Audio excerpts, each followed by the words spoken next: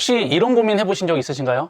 상호명이나 브랜드 네이밍이나 이름을 지어야 되는데 어떻게 해야 될지 정말 모르겠고, 막상 이것들을 전문가한테 맡기자니 비용이 만만치 않아서 고민이 상당히 많으실 겁니다. 네이밍 짓는 거 그냥 대충 감으로 지으면 되는 거 아니야? 이런 생각을 하시는 분들도 상당히 많이 계시더라고요. 근데 여러분, 충격적인 사실 하나 알려드릴까요? 이 네이밍 하나로 매출이 2배, 3배 그 이상 차이가 나기도 하고요. 심지어 이름 하나 잘못 지으면 법정 소송과 불필요한 마케팅 비용이 추가로 들어가게 됩니다. 안녕하세요. 브랜딩 연구소 소장 조영균입니다. 저는 지난 10년 동안 약 50개 이상의 제품 브랜드들을 자체 개발하고 생산, 유통, 그리고 3만 개 이상의 제품들을 직접 소싱하면서 다양한 제품들을 접하게 되었었는데요. 그 과정에서 한 가지 알게 된 중요한 사실이 있습니다. 바로 네이밍입니다. 저도 처음에는 네이밍의 중요성에 대해서 크게 알지 못했는데, 이 이름 하나가 정말 그 브랜드의 미래를 결정할 만큼 정말 중요하다는 사실을 알게 됐습니다. 그리고 잘 되는 브랜드들은 이미 시작부터 아주 치밀하게 계획이 되었다는 것을 알게 되었습니다. 브랜드 네이밍을 할 때도 여러 가지 요소들이 있지만, 그럼에도 처음 시작할 때 우리가 반드시 체크해야 될 아주 기본적인 그 요소들, 그것들과 좋은 네이밍을 만들기 위한 최소한 이것들만 지켜도 괜찮은 네이밍을 만들 수 있다라고 하는 것들을 간략하고 엑기스들만 오늘 정보를 드리도록 하겠습니다. 저희도 네이밍을 만들 때 가장 먼저 체크하는 두 가지가 있는데요. 그 두 가지를 먼저 설명드리고, 그 다음에 좋은 네이밍을 만들기 위한 그 조건에 대해서 말씀드리겠습니다. 그리고 AI 툴을 활용해서 아주 쉽게 만들 수 있는 방법까지 공유 드리도록 하겠습니다. 자, 첫 번째는 검색 포털 사이트에서 우리 브랜드를 독보적으로 장악할 수 있는지 여부를 먼저 확인합니다. 이 내용이 무엇인지 화면을 보면서 자세히 설명해 드리겠습니다. 여러분들 물건이나 제품을 구매하기 전에 먼저 하는 게 있습니다. 뭘까요? 맞습니다. 바로 검색을 먼저 하죠. 뭐 음식점을 찾든 뭐 서비스 또는 제품을 구매하기 전에 우리는 모바일이나 PC에서 검색을 하게 되는데요. 브랜드를 만드는 이유 중에 하나는 똑같은 상품들과 차별화를 줘서 경쟁을 덜하기 위해서 만드는 것도 하나의 목적이 있잖아요. 자, 근데 여기서 이름을 잘못 짓게 되면 이 검색에서 이미 다른 사람들이 사용하는 것과 경쟁을 다시 해야 되는 상황들이 오게 됩니다. 자, 쉽게 제가 예를 들어 볼게요. 제 지인이 액세서리 브랜드를 하나 만들었어요. 근데 액세서리 브랜드 이름이 LX3입니다. 자, LX3으로 제품을 만들었는데, 이미 LX3이라는 뭐 차량 관련된 브랜드도 있고, 뭐 논문도 나오고, 뭐 차량에 관련된 어떤 뭐 장치인 것 같아요. 뭐 용어들도 나오고, 주얼리 브랜드를 만들었는데 LX3이라는 것을 치면 이런 식으로 전혀 다른 것들이 나오게 됩니다. 10페이지가 지나가도 나오지가 않죠. 만약에 여기서 우리가 브랜드를 만들고 광고를 한다고 했을 때 고객들이 LX3을 치고 들어오면 이런 것들을 보여주게 됩니다. 만약에 여기서 상단에 고객들에게 보여주게 하려면 광고를 해서 여기 있는 사람들, 여기 있는 컨텐츠들을 전부 뚫고 올라와야 되는 겁니다. 자, 브랜드를 만드는데 굳이 다시 또 경쟁을 할 필요가 없는 거죠. 자, 그러면 여기다 주얼리를 한번 붙여볼까요? 주얼리. LX3 주얼리 하니까 이제 주얼리가 이제 나왔어요. 자, 여기 있는 LX3 주얼리들이 나오죠. 카메라 네이밍도 있고 여러 가지 나오긴 한데 아까보다는 경쟁이 줄어들었습니다. 또 다른 예로는 제임스 조를 한번 쳐볼게요. 자, 제임스 조 하니까 저랑 전혀 다른 사람이 나와요. 제임스 조, 영화 배우가 나오네요. 저 영화 배우가 아닙니다. 자, 이렇게 사진 작가도 나오고 다른 사람들, 제임스 조는 세상에 많겠죠. 작가들도 있고. 자, 이제 저에 대한 정보는 하나도 없어요. 근데 만약에 제임스 조라고 제가 네이밍을 지었다면 여기 있는 컨텐츠들과 경쟁을 해야 되겠죠. 그래서 제가 이 뒤를 바꿔봤어요. 제임스 조로. 자, 제임스 조로 하니까 제임스 조에 대한 컨텐츠가 나옵니다. 그리고 페이지가 2개밖에 없어요. 즉, 이 키워드는 저만 사용한다는 거죠. 야, 이런 식으로 키워드를 우리가 사용할 수 있어야지만 고객들을 검색을 통해서 데리고 왔을 때 불필요한 경쟁을 하지 않게 되는 겁니다.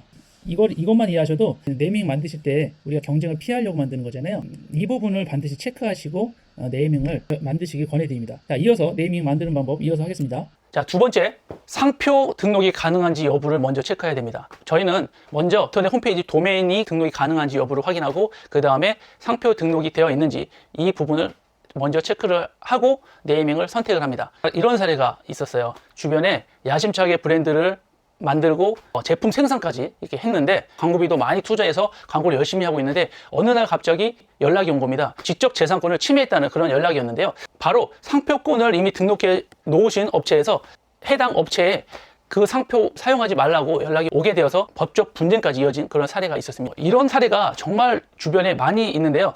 우리가 자체적으로 마음에 들었다고 하더라도 지적 재산권을 우리가 확보할 수가 없으면 나중에 법적 분쟁이나 이미 제품 생산이나 비용을 많이 투자해 놓은 상태에서 이런 경우가 생기면 이러지도 못하고 저러지도 못하고 그동안에 공들였던 그런 모든 전략들을 다시 세워야 되고 시간과 비용을 다시 투자해야 되는 그런 상황이 발생하게 되기 때문입니다. 그렇기 때문에 처음에 제가 알려드린 두 가지는 반드시 먼저 체크하시고 네이밍을 선택을 하셔야 됩니다. 더 많은 요소들이 있는데 이 두 가지를 저희는 먼저 가장 체크를 합니다. 여러분들도 이 두 가지를 먼저 체크하셔도 불필요한 법적 분쟁이나 광고비를 추가로 들어가는 그런 상황은 피하실 수가 있으실 겁니다. 자, 그러면 좋은 네이밍을 만들려면 어떻게 해야 되는가에 대해서 아주 기본적으로 여러분들도 직접 하실 수 있는 그런 방법을 공유해 드릴게요. 자, 첫 번째, 도식화 활용 기법. 자, 이게 무슨 말이냐?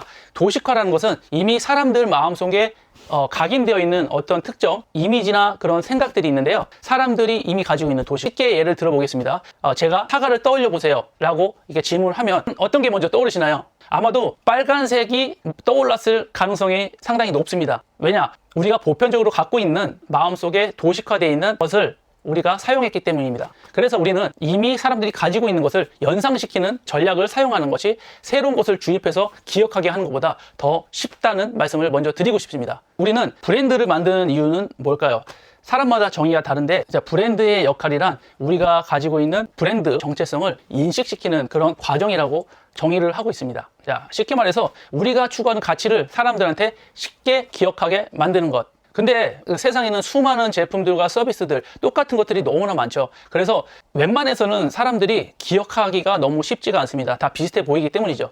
우리 스스로만 우리 제품이 과대평가하는 경향들이 있습니다. 실제로는 소비자들은 우리 상품에 크게 관심이 없습니다. 그렇기 때문에 우리는 아주 짧은 시간 안에 사람들에게 각인시켜서 기억을 하게 만드는 전략을 써야 되는데요. 자금이 충분히 많은 대기업이나 큰 기업들은 사실 이런 전략이 필요가 없습니다. 돈을 써서 마케팅으로 사람들한테 각인을 시킬 수가 있기 때문인데 작은 소상공인이나 1인 사업자, 작은 브랜드들은 이런 자금 여력이 현실적으로 많지가 않습니다. 그렇기 때문에 수많은 제품과 서비스 중에서도 우리가 빠르게 우리를 각인시킬 수 있는 전략을 쓰는 것이 가장 유리한 전략이라고 저는 생각을 합니다. 그러면 우리가 고객들에게 추구하는 그런 메시지가 있으신데요. 예를 들어서 빵집이라면 뭐 고소하고 맛있고 달콤하고 빠르고 신선하다 이런 메시지를 주고 싶다면 고객들이 어떤 특정 단어들, 어떨 때 내가 추구하는 그런 메시지들을 떠올릴 수 있을까? 그런 단어들을 모두 찾아서 나열한 다음에 같이 믹스를 해보는 겁니다. 그렇게 하다 보면 다양한 아이디어들이 떠오르게 되고 사람들이 이미 가지고 있는 생각을 떠오르게 해서 인식을 시키는 그런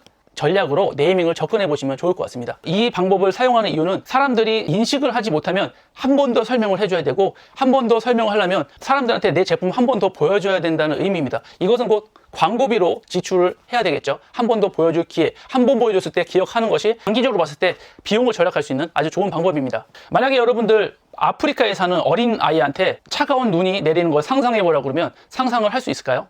한 번도 눈을 만져본 적도 없고 본 적도 없는 아이는 눈을 바로 상상하기가 어려울 겁니다. 왜냐하면 직접 경험을 해보지 못했기 때문이죠. 이런 식으로 우리가 이미 경험하고 알고 있는 그것들을 꺼집어내는 방법을 사용하셔서 네이밍을 한번 만들어 보시면 좋을 것 같고요. 두 번째는 짧고 간결하게 만드는 걸 추천드립니다. 브랜드 네이밍을 만들 때 사람들에게 우리가 가지고 있는 정체성을 빠르게 전달하는 데 목적이 있습니다. 사랑받는 기업들의 공통점 혹시 알고 계신가요? 눈치가 빠르신 분들 아실 텐데 하나같이 네이밍이 2음절에서 3음절 사이에 끝납니다. 네이버, 쿠팡, 아마존, 애플 이런 식으로 짧게 되어 있다는 것을 아실 수가 있습니다. 우리가 대기업도 아닌데 그렇게 할 필요가 있어? 이렇게 생각할 수 있는데 대기업이 아니기 때문에 더 간결하고 기억에 남게 만드셔야 되는 겁니다. 그렇기 때문에 최대한 2음절에서 3음절 이내에 끝나는 네이밍을 만드시는 걸 권해드립니다.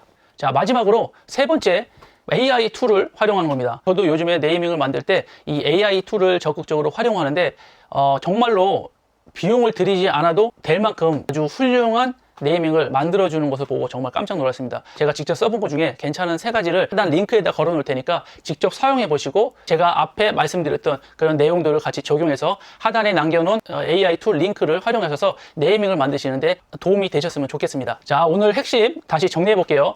먼저 체크해야 되는 두 가지 뭐였죠? 검색창을 장악할 수 있는지 여부를 먼저 확인하시고 두 번째, 도메인이나 상표권 등록이 가능한지 여부를 확인하시는 겁니다.